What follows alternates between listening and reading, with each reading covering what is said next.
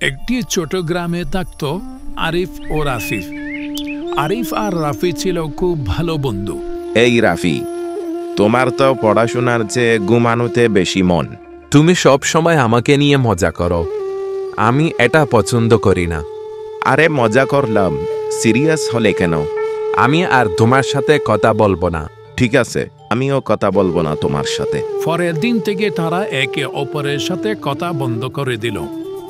তাদের বন্ধুত্বে দূরত্ব তৈরি হলো।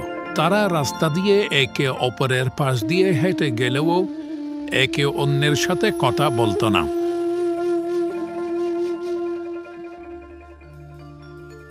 আমি অনেক দিন ধরে দেখতেছি তোমরা একে অপরের সাথে কথা বলো না। তোমরা একে অপরের সাথে কথা বলো না কেন? ও সব সময় আমাকে নিয়ে মজা করে। আর ও সব সময় রেগে যায়। তোমরা তো এতদিনের বন্ধু, এত ছোট কারণে রাগ করলে কেমন লাগে?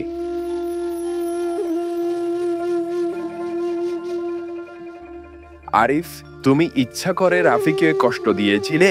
না রে, আমি তো শুধু মজা করতে চেয়েছিলাম। ও বল বুঝছে।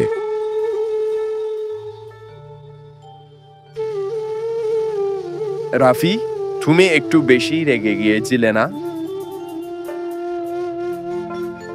হয়তো আমি ভেবেছিলাম ও আমাকে ছোট করেছে।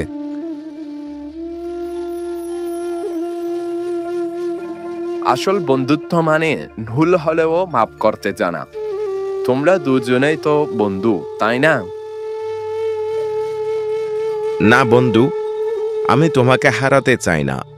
আমি মজা করেছিলাম, ইচ্ছা করে কষ্ট দিতে চাইনি। সরি। আমিও দুঃখিত, আমি হয়তো একটু বেশি রেগে গিয়েছিলাম।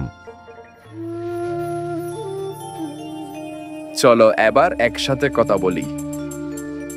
তাহলে আজকে আমরা একসাথে আড্ডা দেব। হ্যাঁ, আর কথা না বলার কষ্টটা বুঝেছি। বন্ধুত্ব ভাঙা সহজ, কিন্তু ঠিক রাখার বড় কথা।